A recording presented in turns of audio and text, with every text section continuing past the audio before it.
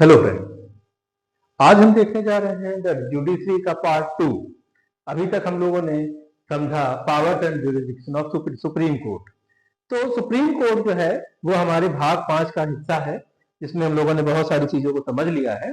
अब हम देखते हैं कि जो पावर्स एंड जुरिसडिक्शन है उसमें अगला पॉइंट है court of record. Court of record का मतलब होता है कि जब भी कोई फैसला लिया जाता है सुप्रीम कोर्ट के द्वारा, तो वो एक प्रकार से जो है आगे के लिए एक कानून बन जाता है और आगे के फैसलों में उसको मेंशन किया जाता है। हर छोटी बड़े फैसले जितने भी हैं लिए जाएंगे वो एक कोर्ट ऑफ रिकॉर्ड बन जाएगा और इस प्रकार से एक अलग तरह का जो है कॉन्स्टिट्यूशन में बहुत सारा इंटरप्रिटेशन होता चला जाता है।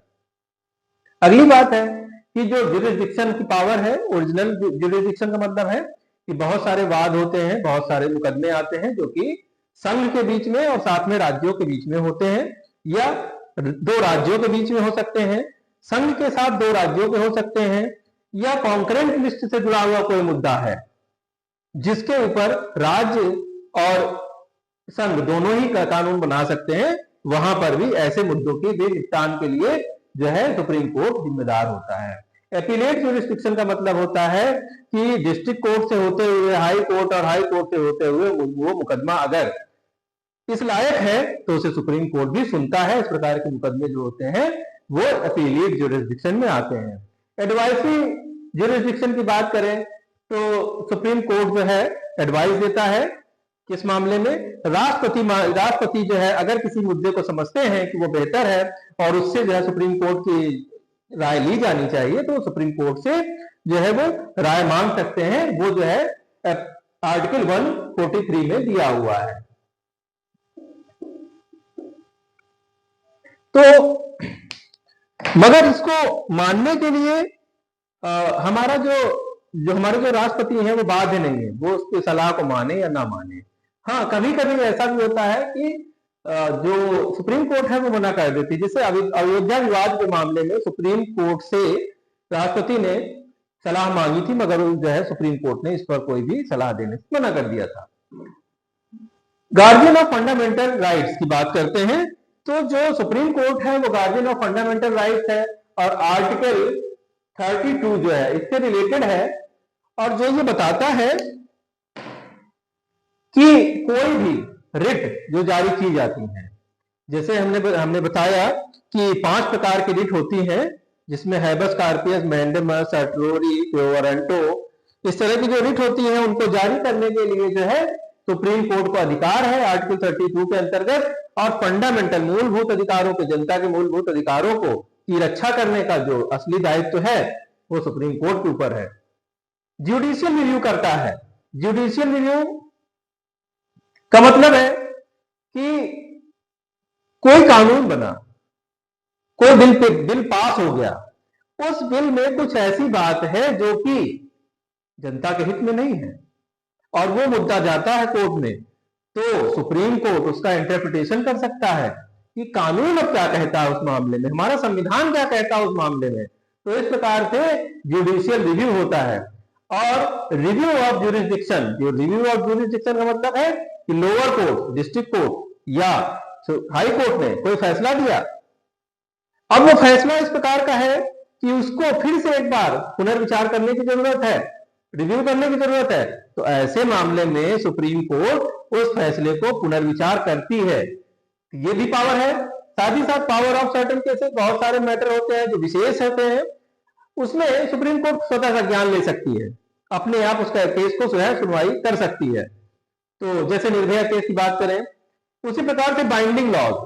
तो बाइंडिंग लॉज का मतलब है कि जब सुप्रीम कोर्ट कोई आदेश देगी तो वो आदेश हाई कोर्ट और डिस्ट्रिक्ट कोर्ट सभी पर बाध्यकारी होंगे, वो उनको लागू करने जरूरी होंगे।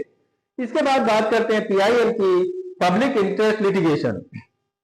पब्लिक इंटरेस्ट लिटिगेशन जो है 1980 में पीएन भगवती के द्वारा शुरू किया गया एक विशेष उपक्रम है, जिसमें कोई व्यक्ति जो आर्थिक कमजोरी की वजह से, गरीबी की वजह से या वो पहुंच ना पाने की वजह से अपनी बात कोर्ट के सामने नहीं रख पा रहा है, ऐसे मामले में वो एक पीआईएल कोई दूसरा व्यक्ति लगा सकता है अगर उसमें कोई हित का मामला फंसा है तो ऐसे में पब्लिक इंटरेस्ट लिटिगेशन को सुना जाता है और उस पर जो है फैसला दिया जाता है। इसके बाद हम लोग देखते हैं हाई कोर्ट।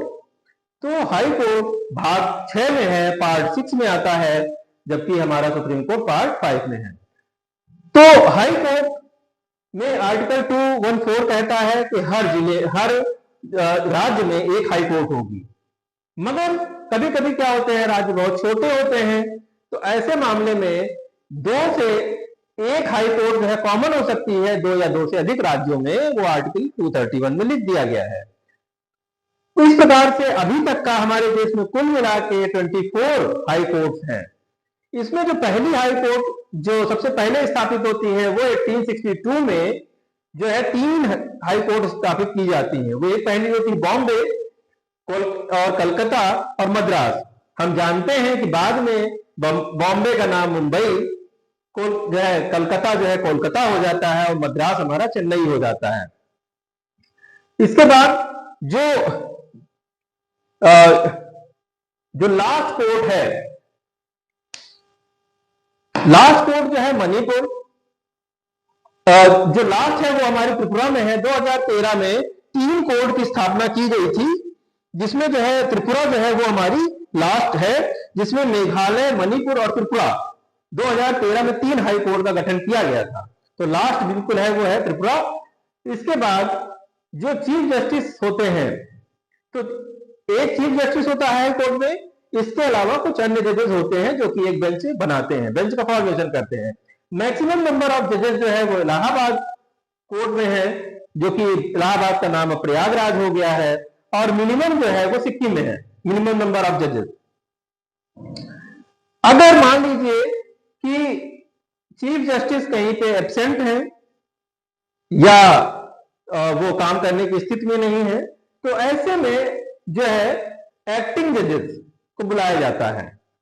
एक्टिंग जजेस का टेन्योर, एक्टिंग जजेस भी राष्ट्रपति के द्वारा अपॉइंट किए जाते हैं, ये आर्टिकल 242 में लिखा हुआ है।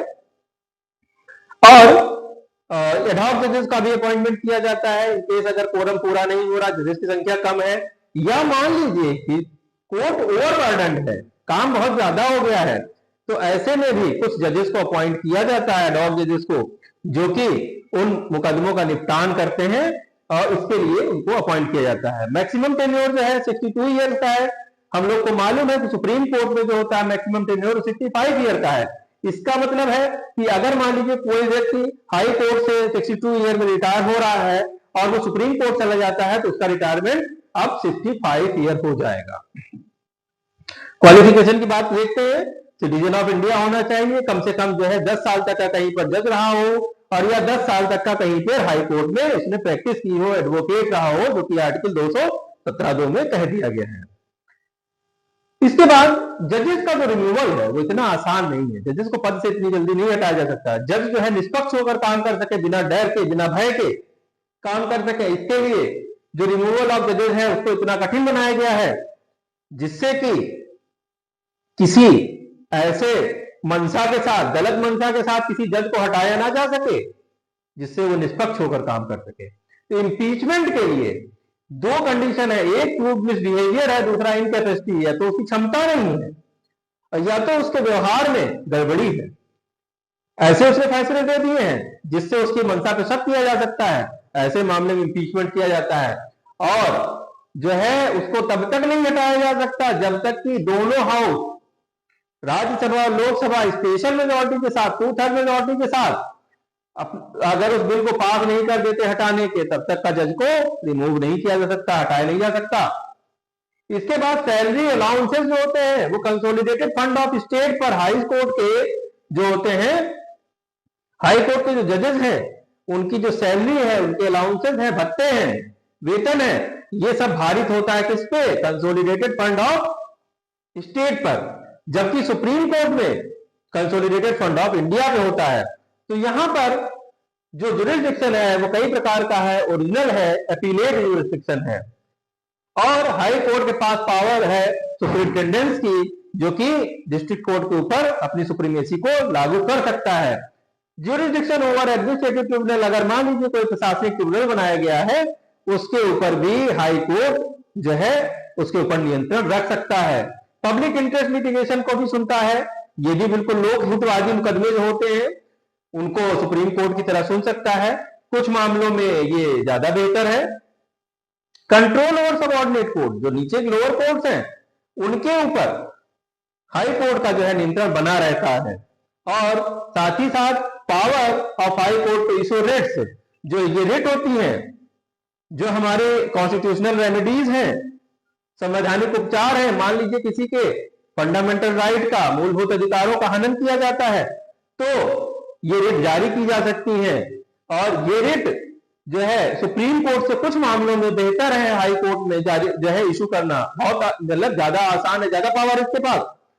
कोर्ट ऑफ रिकॉर्ड है, जिस प्रकार से सुप्रीम कोर्ट में लिए गए फैसले कोर्ट ऑफ रिकॉर्ड के अंतर्गत दर्ज हो जाते हैं, कानून बन जाते हैं, ठीक उसी प्रकार से हाई कोर्ट के फैसले भी कोर्ट ऑफ रिकॉर्ड बन जाते हैं, आगे चलकर वो कानून की तरह काम करने लगते हैं। Thank you.